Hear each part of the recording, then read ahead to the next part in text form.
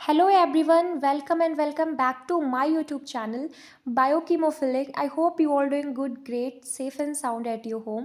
So आज के इस वीडियो में हम बहुत ही बेसिक कॉन्सेप्ट के बारे में स्टडी करने वाले हैं, क्योंकि जब हम बायोकेमिस्ट्री को पढ़ना स्टार्ट करते हैं तो हमें ये जो टर्म्स हैं बहुत इम्पॉर्टेंटली पते होने चाहिए। तो हम बात करेंगे बेटा कि एटम क्या होता है, व्हाट इज़ एटम, और एटम के कितने मतलब फॉर्म्स होते हैं, ठीक है।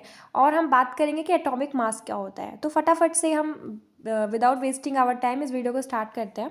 सो एटम आप सभी को पता है, बचपन से पढ़ते आ रहे हैं कि एटम जो होता है ये हमारे किसी भी एलिमेंट की सबसे स्मॉलेस्ट यूनिट है, ठीक है, जिसे हम क्या नहीं कर सकते, कट नहीं कर सकते हैं। और अगर हम एक बात बताएं तो जितने भी हमारी स्टेट ऑफ मैटर्स हमने पढ़ रखा है, सॉलिड, लिक्विड, गैसेस, उन सब वो जो सभी चीज़ें क्या होती हैं बेटा, एटम से बनी हुई होती हैं, ठीक है। आई थिंक आपको इतना क्लियर हुआ होगा। फिर हम बात कर सकते हैं कि जो एटम होते हैं उसके बेसिकली 3 स्ट्रक्चर्स होते हैं, प्रोटॉन, न्यूट्रॉन एंड इलेक्ट्रॉन। आप सभी को पता है, जैसे यहाँ पे आप डायग्राम में देख सकते हैं कि यहाँ पर हमारा क्या है, ये आप इस तरीके से हमारा ये होता है और ये हमारे ऑर्बिट्स होते हैं, ठीक है। फिर यहाँ बीच में हमारे पास में क्या होता है बेटा, प्रोटॉन होता है एंड न्यूट्रॉन होता है, और आउटर में हमारे क्या होते हैं, इलेक्ट्रॉन्स रिवॉल्व करते रहते हैं। जब हम केमिस्ट्री पढ़ते हैं तो बहुत डीप में पढ़ते हैं, जब वहाँ पे हम वो पढ़ते हैं ना, आफ बाउ प्रिंसिपल पढ़ते हैं, ठीक है, जो सबशेल वाले नियम होते हैं। फिर हम उसमें पढ़ते हैं ना कि एस सबशेल, SPDF पढ़ते हैं, के एलिमेंट पढ़ते हैं, तो वो तो केमिस्ट्री पढ़ जाएंगे हम, वो बहुत डीप हो जाएगा। हम यहाँ बेसिक बेसिक कॉन्सेप्ट समझ रहे हैं कि अगर कोई एटम है तो उसमें क्या क्या होता है। तो हमारे पास में इलेक्ट्रॉन, जो कि हमारा क्या होता है बेटा, रिवॉल्व करता है ऑर्बिट्स में।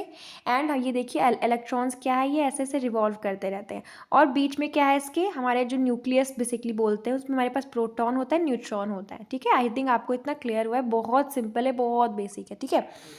देन हम बात कर सकते हैं कि जो जितने भी एटम होते हैं उसके न्यूक्लियस में क्या होता है, एक इलेक्ट्रॉन नहीं, एक प्रोटॉन और एक न्यूट्रॉन होता है। जिसमें हम बात करें तो जो प्रोटॉन होता है वो पॉजिटिवली चार्ज होते हैं, ठीक है, इलेक्ट्रॉन्स नेगेटिवली चार्ज, और जो हमारा न्यूट्रॉन होता है वो न्यूट्रल होता है, ठीक है, उस पर कोई चार्ज नहीं होता है।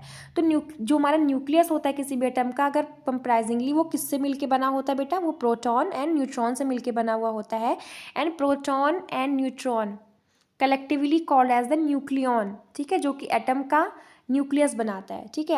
आई होप आपको कॉन्सेप्ट बहुत क्लियर हुआ होगा, क्योंकि बहुत ज़्यादा बेसिक था, ठीक है।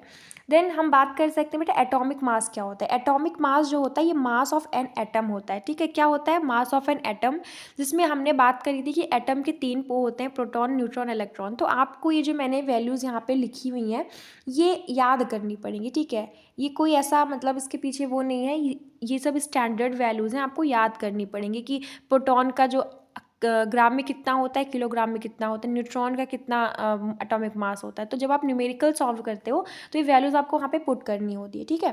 देन हमने समझा था बेटा जो total number of proton and जो न्यूट्रॉन होता है किसी भी एटम का, तो वो मास ऑफ एन न्यूक्लियस होता है किसी भी एटम का, उसको प्रोटॉन न्यूट्रॉन बोलते हैं, ठीक है। तो आई होप ये वीडियो बहुत ही सिंपल थी, बहुत ही ज़्यादा बेसिक थी। हमने एटम के बारे में समझा, कितने फॉर्म्स होते हैं, प्रोटॉन, न्यूट्रॉन, इलेक्ट्रॉन, देन हमने समझा एटॉमिक मास क्या होता है।